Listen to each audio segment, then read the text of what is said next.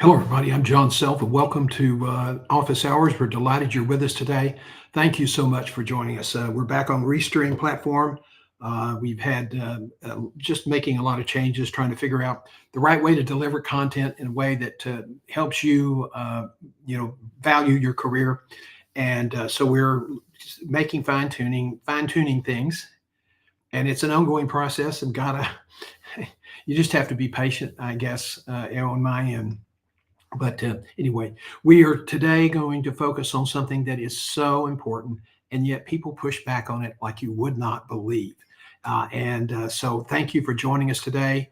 And I think that this is going to be something that a presentation. I think you'll benefit from it. If I could tell you to do one thing, if you do one thing for the rest of your career, that would make a big difference from in terms of the goals you accomplish, the money you make, would you do it? If I could tell you that one thing that would make your career better, more satisfying, have a greater acceleration, and you could make more money, would you do it? And that's the question I want you to think about today as we move through this presentation. And what we want to talk about is how to avoid the fumbling, mumbling, and stumbling of in an interview of a very important question. And we're going to get to that question for just a minute. We are now in the portion of the presentation, the coaching session. It's called the tease. Okay, but we're delighted you're with us, guiding your career. This is John G. Self. This is our johngself.com presentation. How to avoid fumbling with this increasingly common question. One of our goals can only be reached through planning. Something we have to lock onto something we fervently believe in, and on something we're prepared to rigorously act. That's Pablo Picasso. And although he was an artist and had a very distinguished, illustrious career, he's not in the same boat we are, and that is competing for jobs. He was quite the raconteur. Once he found some burglars in his studio when he returned from a picnic, and they immediately fled, but not before he got a good look at them. And so when the police came, he described the three men that were burglarizing his studio, and based on the description, the police officers arrested a bicycle, a washing machine, and a bookcase. That is the quintessential Pablo Picasso story. It's sometimes what you see and how you communicate it are two different things. So our agenda today in this group coaching session is the executive job market. It still sucks, and it will continue to suck for the foreseeable future. Then we talk about our focus today about planning. What's the fuss? I never needed a plan before now, and I hear that all the time. And so hopefully we can make a better case for you. I sometimes think I try to explain it and talk about how important it is, but I don't think I'm getting through. And so I'm going to try it this way today, and maybe I'll get through because I think it is so important. I see people who are getting sideways in their career because things happen to them. They didn't have a contingency plan. They didn't know what was next. They didn't have a network. They just thought everything would work out. Well, it would have in the 50s and the 60s and the 70s and the 80s, 90s and into the 2000s, but in 2020s, in this decade, not as my granny used to say, not only no, but hell no, it's not going to work out. You have to make it work out.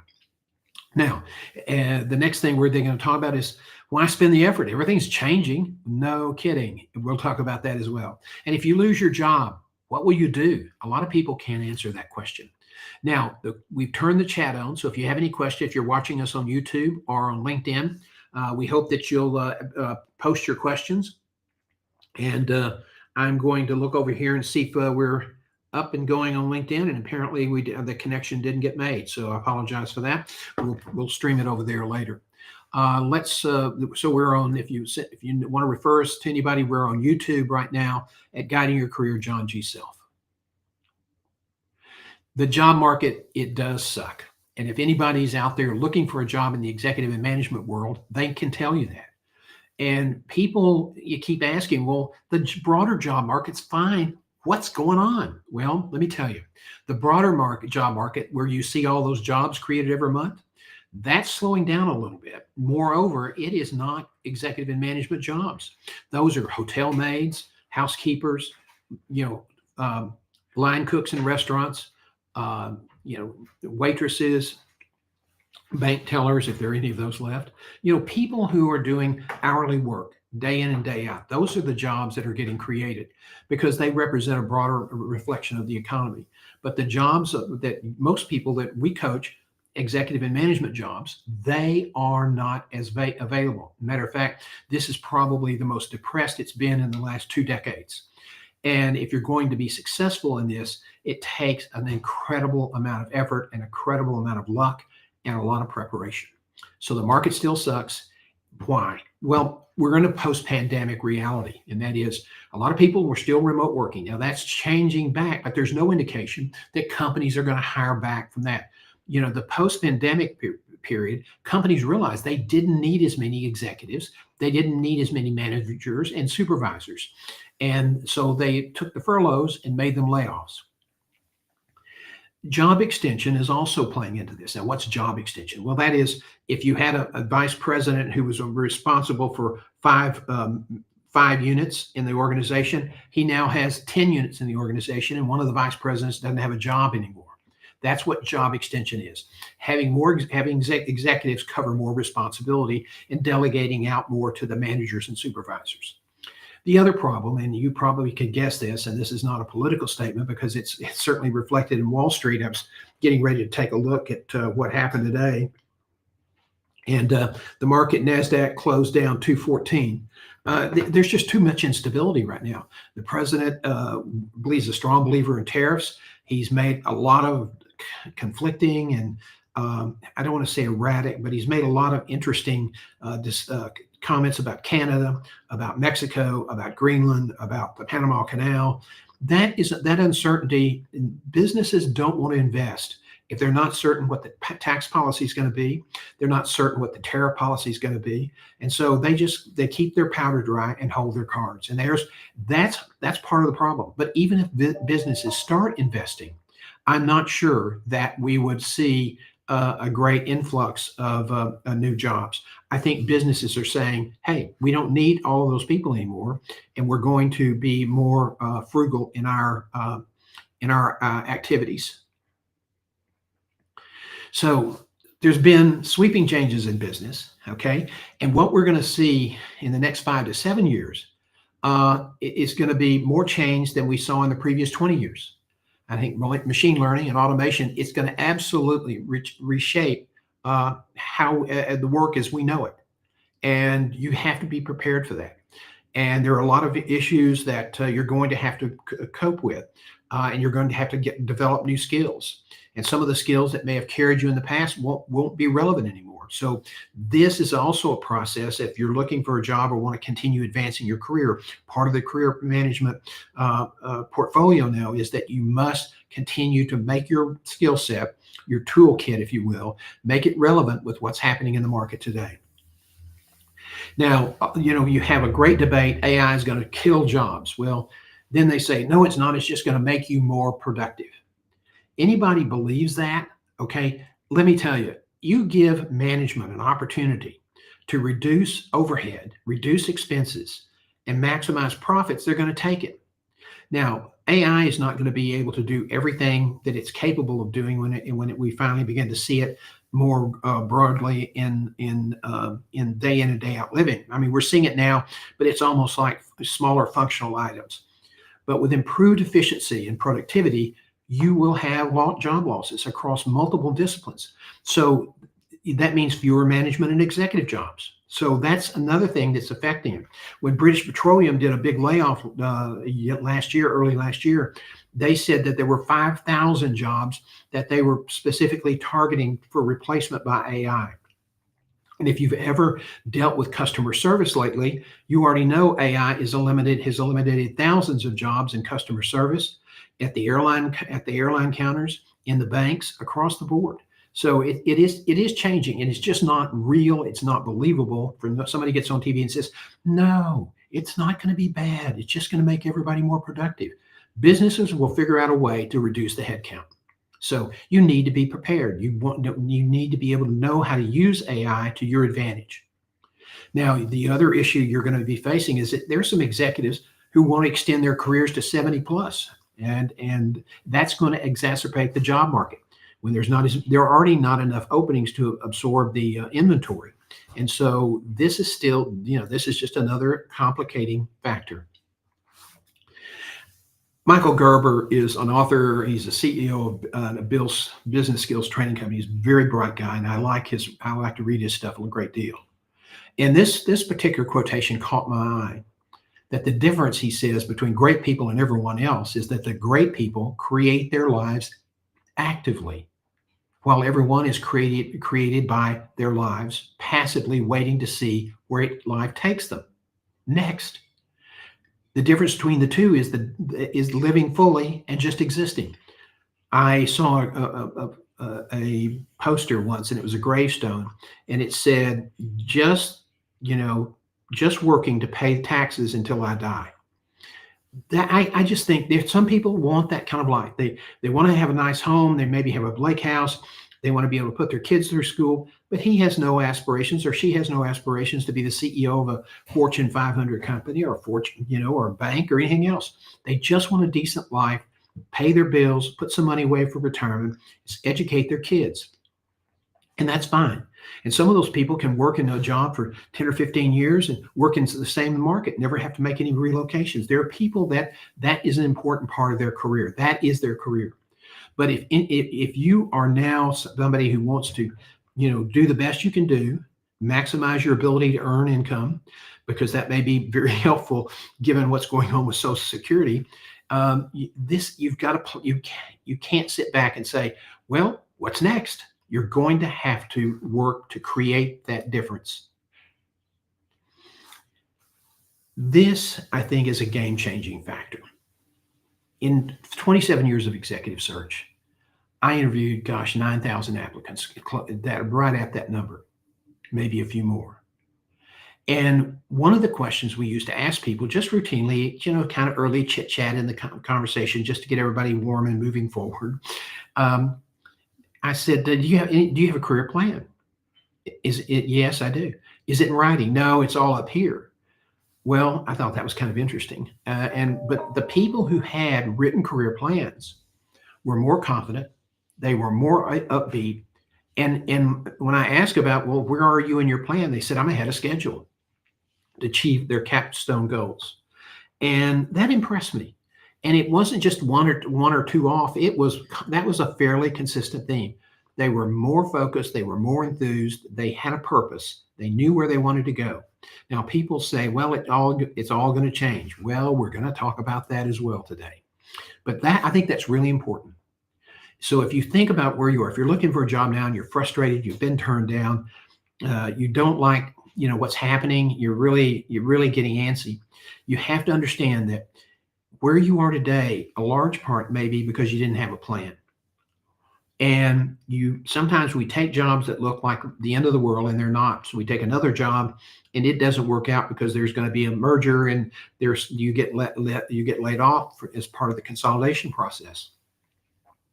And the truth is, you have to have a plan, and your plan has to have contingency options, so that if something starts to happen, you've already built relationships in other companies in other parts of the United States where you can go work.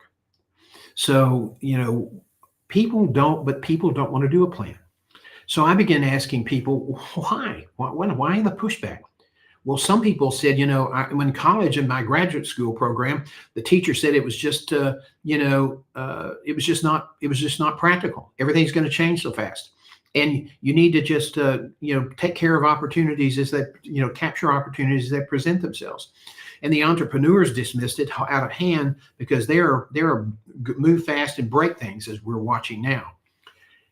The other thing I sensed was that people, if you write something down, that kind of makes it serious. And I think some people, they didn't want to say they had a written plan because they didn't want people to think that, who are you? And nobody else has a written plan. Who do you think you are? That kind of comment. And so there's an insecurity that they don't want to look They want to look like everybody else, which is a dumb thing in a market where there's so many people competing for so few jobs. There is also a fear of personal accountability. Now, what does that mean? This is the linchpin issue here. People, if you write it down, you own it.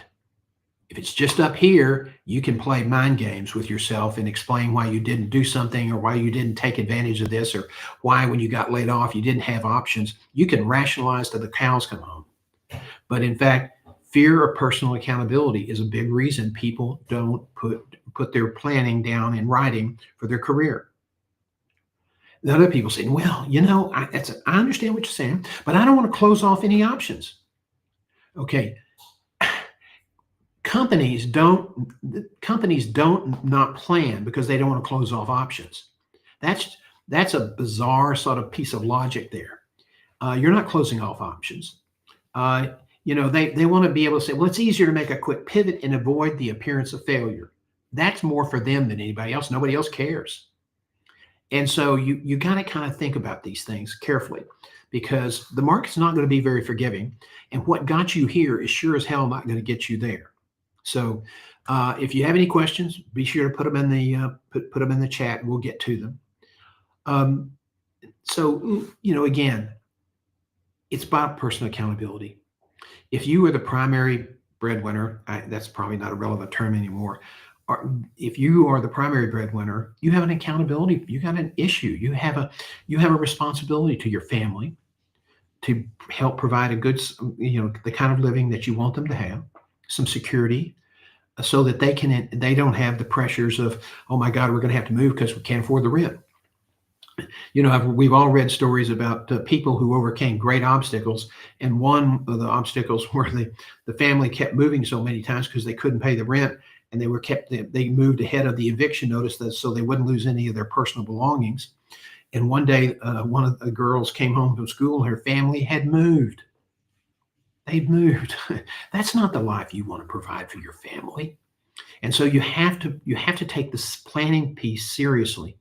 Because the way the market's changing now, it's more technological driven. It is more machine learning.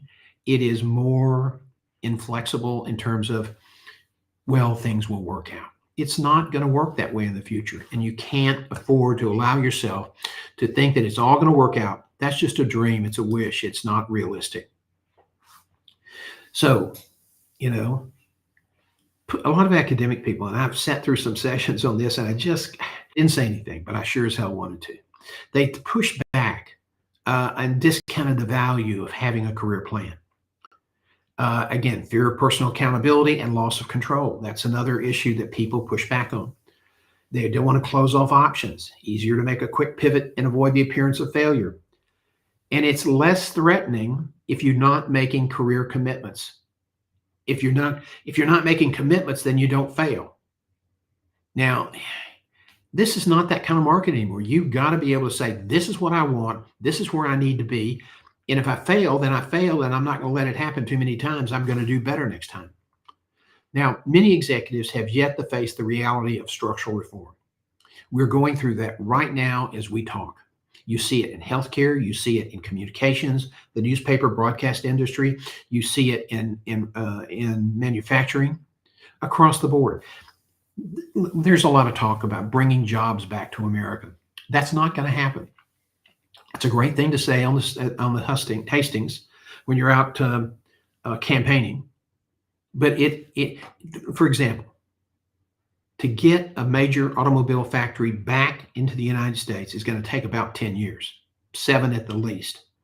Now, there was a big thing about Honda saying they were going to move back to Indiana. Honda said, well, we're not moving back to Indiana. We have no plans for that. So some people kind of extrapolate, maybe something they have in their brain, and suddenly it becomes true. What happens when you try to bring manufacturing back? It's a long process, and it has to be consistent with it has to be consistent with the economy. If you bring the economy back, things are produced in the U.S., they're going to cost more. It's just the fact of life. And the reason we pushed the offshoring manufacturing is because we got good quality goods at a cheaper rate.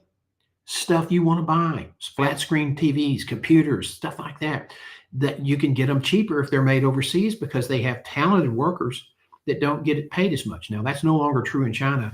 They are no longer really competitive in wage. The reason they get a lot of tech business is they have an overabundance of people who can do the work. Tim Cook said there's a technology group of people that do all the work and programming and design using the certain type of glass screen that they use on the telephones. He said in America, we might be able to fill up maybe a couple of conference rooms with people who have that superior skills. In China, they can fill up 2 or 3 football fields. So manufacturing's not coming back. So that's not going to be an answer to generating more jobs. And AI machine learning is going to probably be more dominant than the successes we achieve in bringing back jobs. We may bring back a small company here and there, but we're not going to have a resurgence of manufacturing in the United States. That boat has sailed. So getting back on why people don't want to plan their career, they fear what their colleagues might think. You're not that special. What the hell do you need a plan for? Who the hell do you think you are? And a lot of people, they don't ever hear that, but they've created that in their mind, and they convince themselves that that's what people will say. Well, the truth is that no plan, no network, no job. So how will you react? What will you do if you lose your job? This is really good. Mike, a friend of mine who is a regular follower, asked, can you define what is in the plan, tactical, daily steps, or strategic? Yes, I can. I'll be doing that in just a few minutes. And then this is kind of a general presentation, but please ask more questions. I'll be doing that in just a second. So what do you do if you lose your job? Well, Peter Drucker, who said that healthcare institutions are among the most complex human organism ever devised by man, he said the best way to protect the future is to create it. So on a broad theme basis, if you talk about your career plan, you're talking about planning your future. You are starting this basic foundational steps to create your future. And if you don't have it in writing, it's probably not going to happen the way you see it. Now, here's one of the great ironies. Leaders like to control. I mean, that's what makes them effective, because they have confidence in their ability to make the right decisions. They may have a style that puts their employees first, and they will do all the listening, and they're willing to build consensus, but they like to be in charge of the process. They want to have a say. They like the fact that they can control the company's performance and have an impact, a meaningful impact on its future. That a lot of executives feel that way. Most of those people, they believe in the importance of business and strategic planning. And yet, if you look at all the executives we interviewed over the years, only 23 to 25% of the executives have a written career plan. Now, remember what I said earlier. My anecdotal evidence said that the people who had career plans were more confident. They were, more satisfied with their careers. They were very upbeat, and they were ahead of where they wanted to be. So let's ask this question. Say you are being recruited by a board, and most boards, they're not all strategy oriented, but if a board's really strategy oriented and they're interested in hiring you to lead their company, what are you going to say when they ask about your strategic career plan? How will they react if you tell them, I don't have one. I don't need one. And now, if I'm a board member, I'm saying, well, you want us to give you, turn over the reins of this company and to lead us into the future, and you don't even have a personal plan? And I've had several people who haven't gotten that question specifically, but they've had it asked in sort of a general sort of way, and it got their attention. So now let's talk about some specific steps. And again, this is very general information. You're going to start off with a capstone goal, okay? And you want to certainly you have to define the industry you want to be in and the business targets. What kind of companies do you want to work for? Where are they? Some people have, I want to work for a Fortune 200. I want to be in manufacturing. I want to be a general manager. And that's that's okay. You don't need, I want to work in Cleveland, Ohio, or Sandusky, or Toledo, or Dallas, Texas. You don't have to necessarily pick this position. Although if there are companies in those markets and that you'd like to be there, then put it down. But you want to have industry or specific business targets. Now, people say, I don't want to do a plan because it's going to change. Every business plan that's ever been built in a company, even GE's vaunted strategic planning in the 80s and the 90s, when they were one of the best managed companies in America, they were constantly fine-tuning, tweaking, revising their business plan. It was an ongoing process. And when they revised the business plan, they also revised their strategic talent plan. Who do we have on board that can do these types of jobs? They had a war room with it looked like an NFL recruiting room with, all the key managers and executives on list and where they were and what, who could go where next. They were constantly looking ahead. You have to constantly be looking ahead. You're going to have revisions. You're going to have updates. And, every year you need to sit down and look at your plan and say, okay, have I changed any? Am I still on track to be, the CEO of a health system? Is that still important to me? How realistic is this? Or is there too much consolidation for me to ever expect to get to that point? You're constantly challenging your desires, your dreams, your hopes, and you revise based on what you deem to be logical outcomes. You also have to develop a career networking plan that is aligned with your your career plan. Because if you want to work in a manufacturing company in a Fortune 200 and you want to be a CEO of the corporation, or a general manager of a plant that does this much revenue, et cetera, then you have to really build contacts around those specific goals. And one of the things that you have to do too is every year you have to sit down and say, okay, I have to have goals in my job. That's for your boss. Goals in your plan, these are for you. And you sit down and say, okay, what makes sense for me? Well, if you're married, you probably want to sit down with your partner or your spouse and talk about, I want to do, this is where I want to go, and it's going to require probably 3 to 4 or 5 moves. Okay, you probably should have had that conversation before you got married, but couples don't do that generally. But and they don't do it even if they're Methodist ministers. Sometimes they move every 3 years, whether they need to or not. Or a city manager. I mean, I think the useful life of a city manager is about 5 years. Chamber of Commerce is about 7 or 8 years. So you're going to make 2 or 3 or 4 moves if you stay in that industry. But you have to be able to sit down with your spouse and say, okay, here's what I want to accomplish this next year. This is what they want me to do at work. These 2 or 3 issues are going to take a lot of time, and these are going to put a lot of pressure on me. And I just want you to be aware of it. I'm going to work really hard to have a career and family harmony. There will be some times that I have to spend more time at work, and sometimes I'll be able to spend more time at home. But it's what I want at the end of the year is to be balanced and not miss anything that's really, really important for our family. You want to say, okay, in order for me to get to my goal, what do I have to accomplish? Well, if you're in healthcare and you really want to be at the top of the heap, then you have to get a fellowship. Well, if you don't have a master's degree, that master's degree would be one of the first things you'd have to focus on. And then after you do that, you want to be sure that you're in the ACHE long enough and you're contributing and you're going to meetings. And so that you can then, I think it's 3 or 4 years after you belong, then you can take the fellowship exam. And if you pass fellowship, that's great, but that doesn't guarantee you a better job. That's just your ticket. And so what do I have to do to get to where I want to go? What kind of contacts do I have to have? What organizations do I want to work for? All of these are your performance points. If I want to work in the Chicagoland area running this kind of system, I need to have these kinds of connections. And you start building on that. Now, these connections may move as well, but that doesn't mean you don't do networking. You start trying to build relationships with people. When you see them at meetings, you try to kind of refresh those relationships or build on them. And so you set that target. When I go to ACHE Congress this year, it's in Houston. if it's not already happening.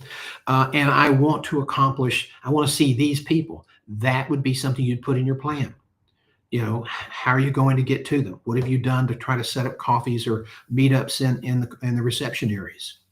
Those are that some of these are little things, but you still want to hold yourself accountable for performance. Um, you know, you're one of your most important things is every day you have to do your job well, because just being good at your job is not going to be good enough anymore. You have to really excel at your job. So you want to be sure that things that you're doing every day in your job are going to be things that will add value to the organization and will advance the progress points that you have to achieve that goal or exceed that goal. And you don't exceed a goal by getting to the end of the year and jumping across the line. You have to do the little things every day. And so you need to break down in your job the small steps. But in your career planning, what do I have to do this next year to get ready to make the next step? And the next step I anticipate will be in 3 to 4 years. What do I need to do to build my process and progress in that direction? You need to build connections. You need to establish target places where you'd like to go next. You don't want to sit back and wait for somebody to call you. That's a fool's errand now. You want to be able to target organizations, build relationships, preferably with the CEO, so that he knows that there's this really talented person out there. And if he needs somebody like you, he says, well, I met somebody and we're connected and I was always impressed. Why don't we reach out to them?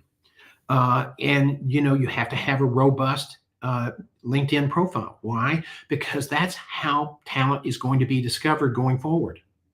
NFL teams and baseball teams, they have scouts. And what do those scouts do? Those scouts monitor the progress of people that they would like to draft.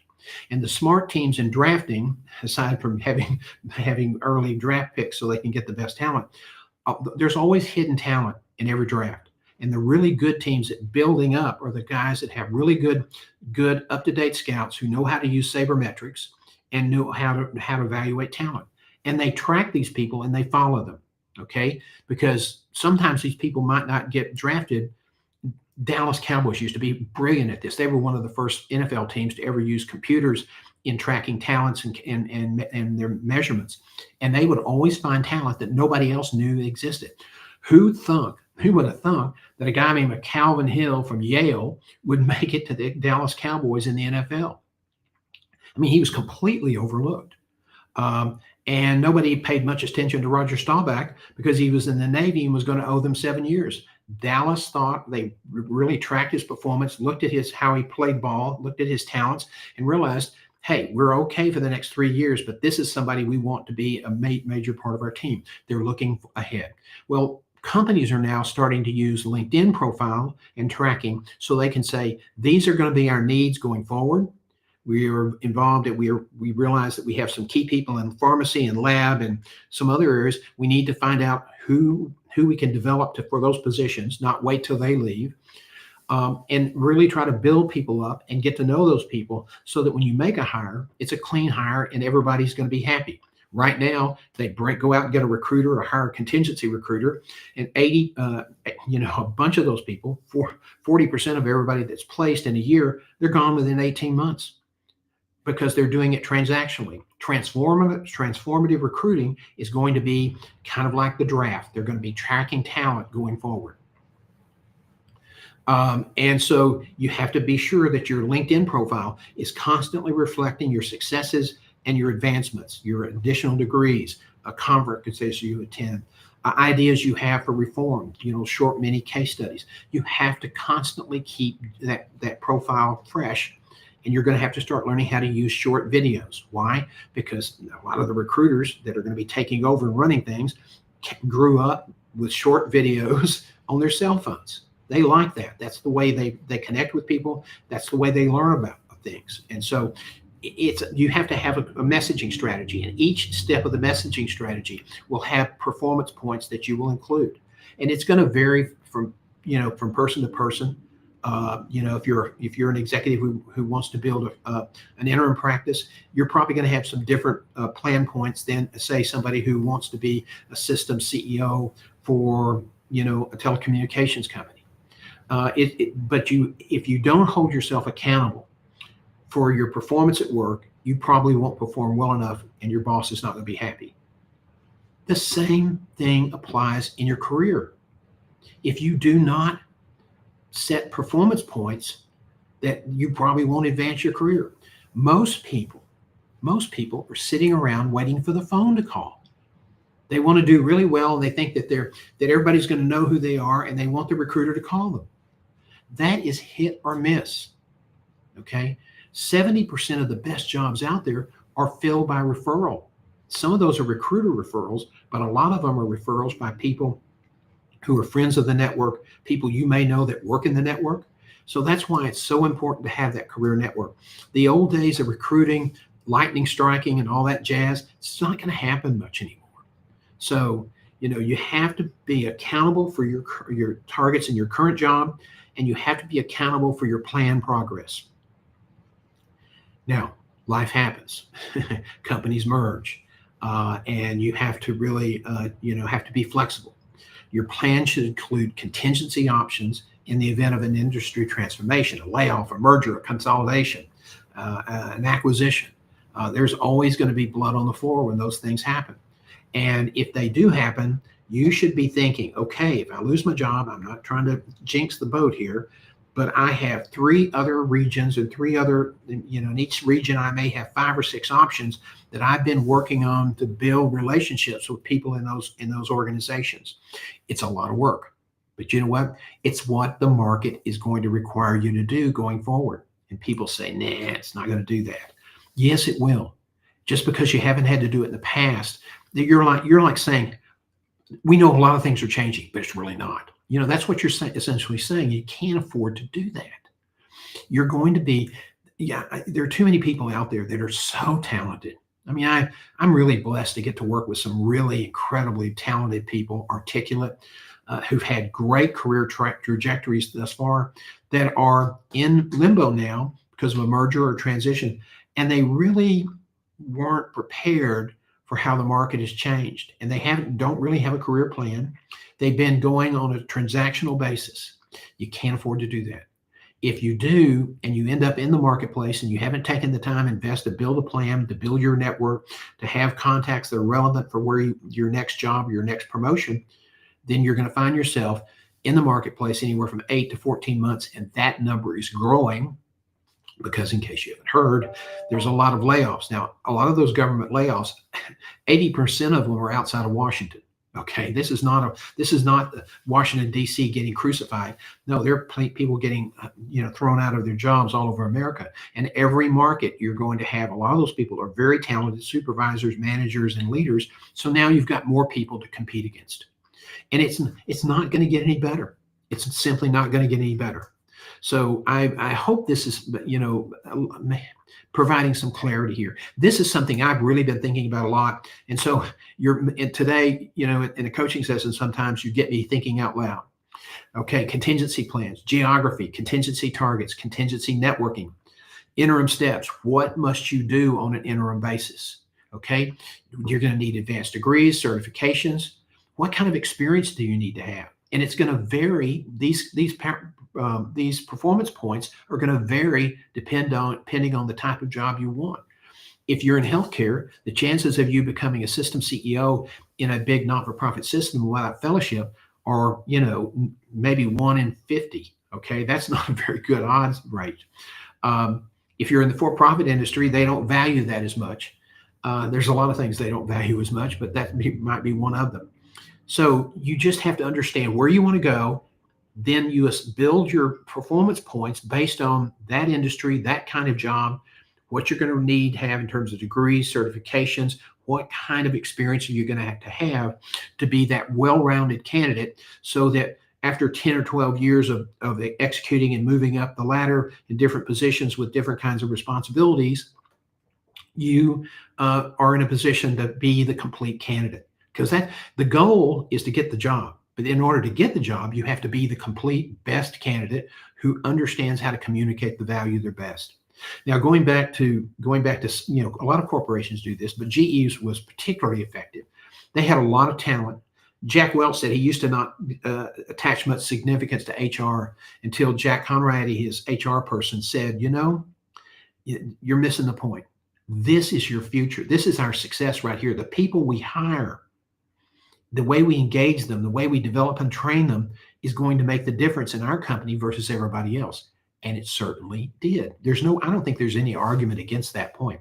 Welch could be could be a tough guy. Matter of fact, his early nickname was Neutron Jack because he was blowing everything up. And a lot of people lost their jobs because he said, I'm going to run a conglomerate, but we're going to be number one or number two in every market, or we're not going to be in the market. That's a tough position, and you're going to have a lot of people maybe disrupted. But at the long term, if you're going to survive, that's kind of what you have to do sometimes. So you have to put that sort of framework over your own career. You can't have it at work and not apply the same schematic to your career. So at work, you're going to have annual reviews. In your plan, you need annual reviews. At work, you're going to have metric performance posts that you're going to have to achieve. In your career, you're going to have the same thing. You're going to have to achieve certain things you want to achieve. If you're not moving forward, you're moving back. So again, those performance points are going to vary from industry to industry. And the number of times, you may not make a move for 3 or 4 or 5 years. But what you want to keep doing is you're not sitting on the bench doing nothing, because that's a fool's errand. You will be working behind the scenes to build relationships in your targeted points. Now, I used to go to ACHE a lot. I taught the interviewing course there for 10 years. And people said, oh yeah, I was there networking. What I saw them doing was talking to their friends at the receptions. That's not networking. Networking is having a set of targets tied to your strategic career plan. Where do you want to be? That's going to change. Okay, when your desires change, the industry changes, and you have to make a change. Then you revise your strategic career plan. I mean, that's not an excuse not to do it. So, I hope, Mike, I hope I'm providing some definition for that. I think we might have if you want to have a conversation on a sidebar, I'm happy to do that at your convenience. So let's talk about the takeaways today. 23 to 25% of the executives have career plans. Significant evidence that the concept of career planning enjoys support is not, people may say it's kind of a waste of time, but there's a lot of evidence that would suggest that if you do it, you're going to be better off than if you don't, especially in this new environment that we're currently enjoying here. And I say the word enjoying with quotes. The anecdotal evidence, and I collected a lot of this over the years, offers a compelling case that career planning is beneficial for the people. They were more comfortable, they had more purpose, they were more confident, they were more energized, and they were moving toward their goal. Yogi Berra liked to say that if you don't know where you're going, you might end up someplace else and you won't like it. When we talk about career planning and career messaging, I always say that if you let somebody else tell your story, what they say you will not like. So you have to control that yourself. If you want to control the future, you have to create the future for yourself. And career networking is going to be essential. And that's not talking to your friends. That's talking to people that are going to either help you get work or help you sell new deals or help you find the next step in your career. Because what's happening is the time to hire sequence is expanding. I never thought through 2017, it was a 4 to 6 month type sequence. We were seeing major changes in the market, but it was just very subtle at the time. ATS was beginning to play a bigger role, and LinkedIn and the branding was becoming a more common topic. But now we've seen massive change, and these changes are happening. And you need to understand something. People, when people get ready to, make some rollout of some new technology, they may tell potential customers, but they're not going to get on a webinar and tell all the job seekers out there, oh, this is what we're doing, and this is how you have to adjust to get through this or to compete in the market where this technology is in place.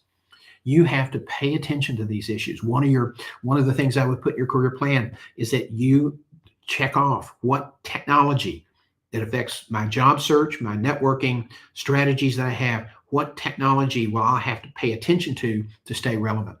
That would be 2 or 3 checkpoints for you right there. The rapid evolving business landscape, I think, is going to drive career altering changes. I really do. I think there's going to be more consolidation in healthcare. I think there's going to be a lot more consolidation and some misses in retail. I think you're going to see some people fall off the cliff, and their companies will disappear. I think you're going to see. I think you're ultimately going to see some more changes in airlines. I think that you're going to see more consolidation in communications as well. I think the job process that we're all going to be seeing will become more challenging. I know people today say, God, how could it be more challenging than it is already? But the truth is, career networking is going to be essential. Most people don't like to do it. They are more comfortable talking to their friends. Okay, I understand. But when you lose your job, all those friends that they may console you when they have time to call you back. But guess what? They're probably not going to be the people that can help you accelerate your job search. And so if you enjoy being out of work for 4 to 6 or 8 or 10 or 12 or 14 months, then you don't need to make any changes. But if you really want to avoid a prolonged career disruption that could be terribly damaging, you absolutely are going to have to change the way you approach this. And just like a CEO running a business, he's not going to launch all these different initiatives hoping something will stick. No, he knows that he has limited resources and limited time. So he's going to put together a plan that allows him to marshal the needed resources to achieve his goals. And he's going to be disciplined in following that plan. And if that makes sense for business, it has to make sense for your career.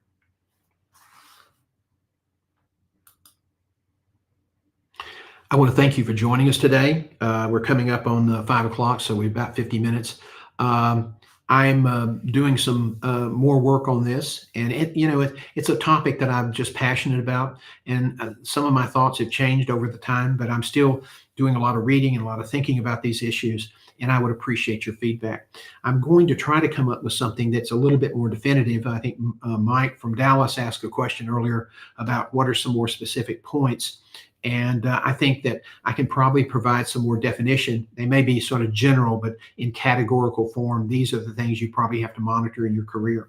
One of them is keep a journal. For God's sake, don't not do that. Why? Because one of the things that's going to be so critical with computers doing the scanning and doing the sourcing. Yes, the computers, not the recruiters, are going to be doing the sourcing. You have to have a resume and a LinkedIn profile that's chock-a-block with metrics that show your value. You can't just say, I deliver value. You can't say, I drive change. How about I inspire change? That's better. Please don't use drive.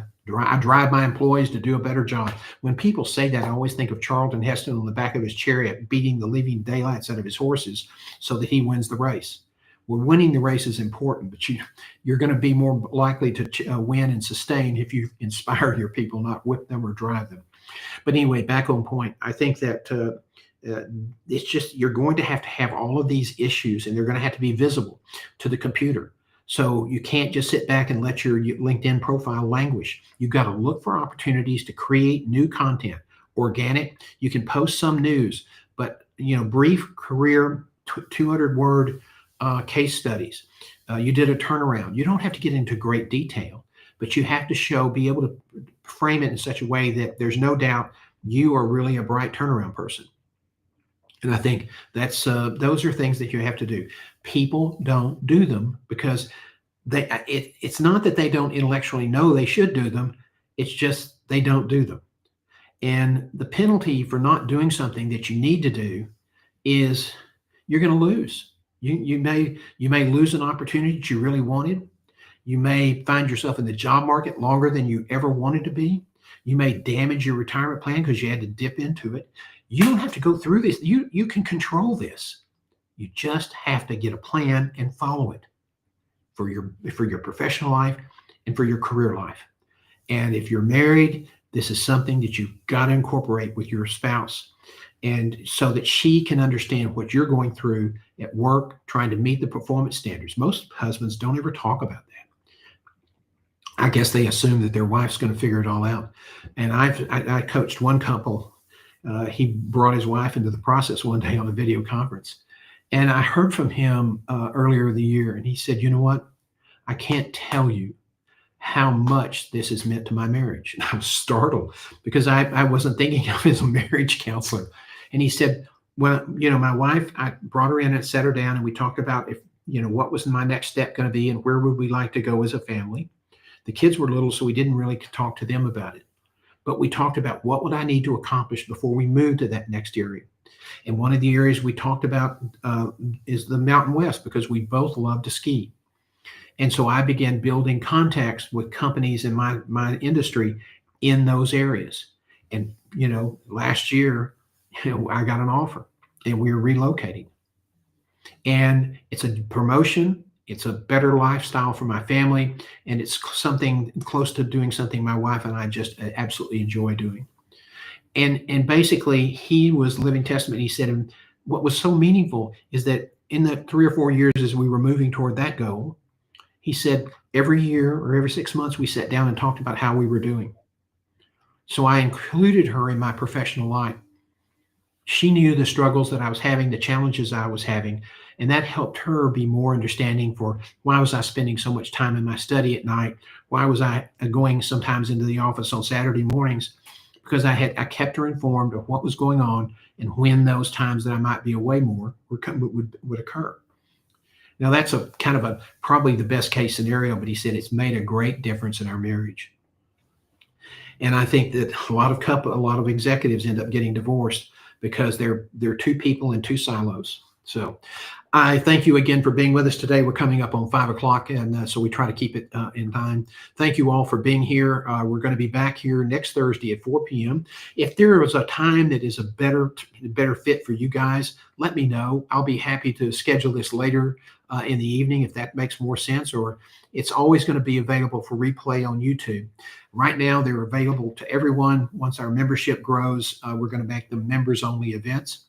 And if you know of anybody that's struggling in the marketplace, we have coaching plans that begin at $79 a month, and you can get a lot of good information. I hope today's information was good for you, but this is kind of an example of what we try to do twice a week.